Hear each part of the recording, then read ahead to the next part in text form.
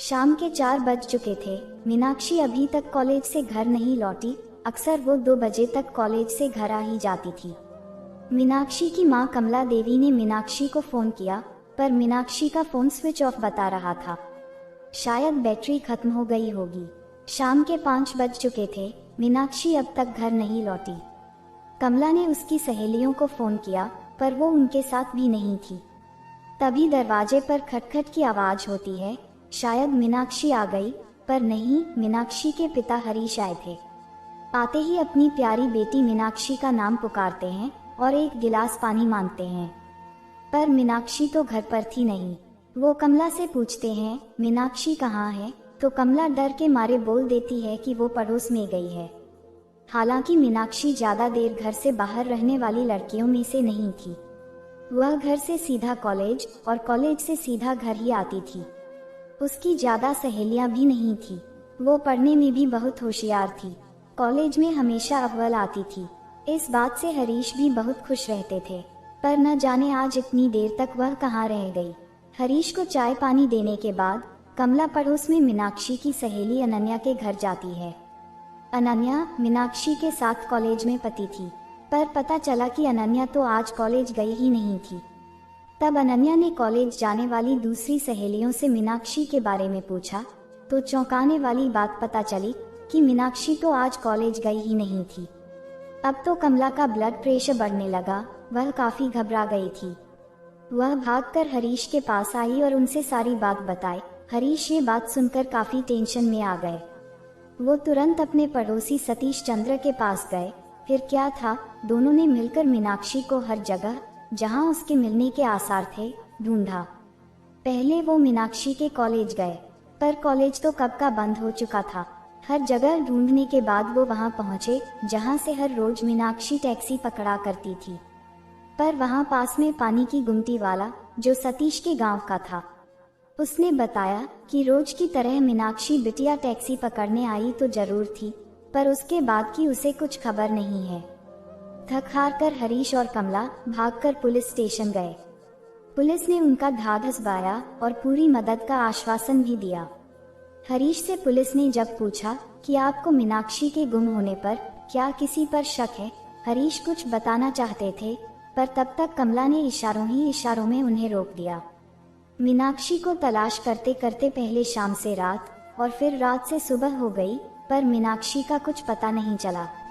तभी हरीश के फोन पर किसी का फोन आया। पता चला कि वह फोन किसी और का नहीं, बल्कि मीनाक्षी की तलाश कर रहे इंस्पेक्टर माधव का था।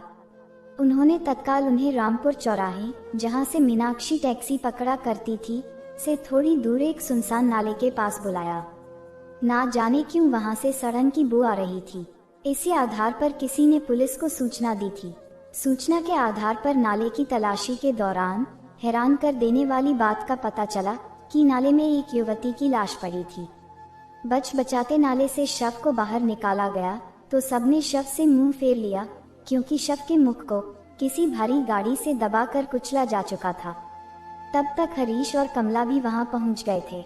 लाश की शिनाख्त के लिए जब इंस्पेक्टर ने उन दोनों को आगे बुलाया तो दोनों का पूरा शरीर कांप उठा, मानो मन ही मन वो मीनाक्षी है ये स्वीकार कर लिया हो। खैर आखिरकार उनका डर सही साबित हुआ। वो लाश किसी और की नहीं बल्कि हरीश की लाडली मीनाक्षी की थी। हकीकत को सामने देखकर दिल कांप गया।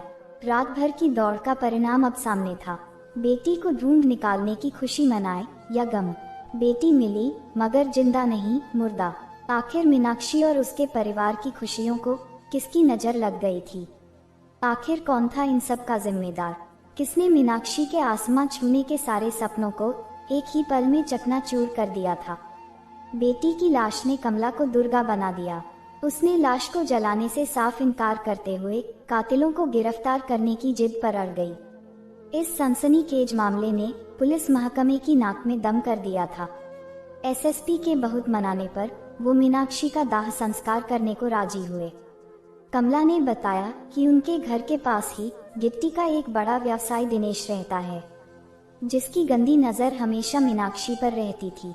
मीनाक्षी ने उसको कई बार फटकार लगाई, यहाँ तक कि हरीश ने भी उसको कई बार डांटा, पर वो अक्सर मीनाक्षी के ऊपर फफतिया कसने से बाज नहीं आता था। तंग आकर मीनाक्षी ने एक बार उस पर सैंडल भी उठा लिया था। पुलिस के लिए इतना सुराग काफी था। वो तुरंत गिट्टी व्यवसायी के पिता मोहनलाल के घर पहुंचे। वहां उनका पुत्र दिनेश नहीं था। शायद पुलिस के आने से पहले ही वो वहां से भाग चुका था। इंस्पेक्टर ने उसके पूरे परिवार को पुलिस कस्टडी में ले लिया। महीनों बीत गए पर दिनेश का कुछ पता नहीं चला। एक दिन दिनेश के प्रिय दोस्त विनोद को एक फोन आया। वो फोन किसी और ने नहीं बल्कि खुद दिनेश ने किया था। पता चला कि वह इस वक्त मुंबई में है। ये केस बहुत ज्यादा हाईलाइट हो जाने के कारण पुलिस की निगाह केस से जुड़े हर उस शख्स पर थी जो शक के घेरे में था। पुलिस हर हाल में मीनाक्षी के कातिल तक पहुंचना चाहती थी। चूंकि विनोद का फोन भी सर्विलांस पर था, इसलिए पुलिस को दिनेश की लोकेशन का पता चल गया। गुड़गांव पुलिस अब और ज्यादा देर न करते हुए तुरंत मुंबई के लिए रवाना हो गए।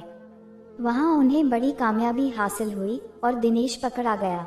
अब बारी थी केस के रहस्योद्घाटन की। पुलिस ने जो तथ्य प्रेस कॉन्फ्रेंस के माध्यम से उजागर किया, उसे सुनकर शातिर से शातिर अपराधी भी दांतों तले उंगली दबा ले। दिनेश मीनाक्षी को अक्सर परेशान करता था।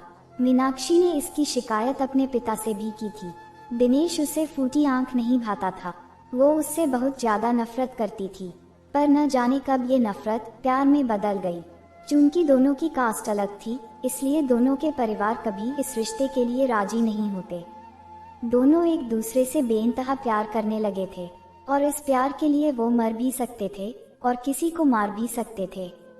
चूंकि मीनाक्षी काफी तेज दिमाग की थी, इसलिए उसने एक प्लान बनाया और प्लान के तहत उसने अपनी गुमशुदगी के दिन रामपुर चौराहे के बगल में एक सुनसान नाले के पास दिनेश को बुलाया और फिर प्लान के तहत सेम कद काठी की एक डेड बॉडी, जो कि दिनेश मुर्दाघर से चुरा कर लाया था, उसे मीनाक्षी ने अपने सारे कपड़े, नेकलेस, अंगूठी और अपना श्रृंगार का सारा सामान पहनाकर वहीं लिटा दिया। इसके तुरंत बाद दोनों ने उस लाश के साथ वो दरिंदगी की जिसे सोचकर भी रूह कांप जाए।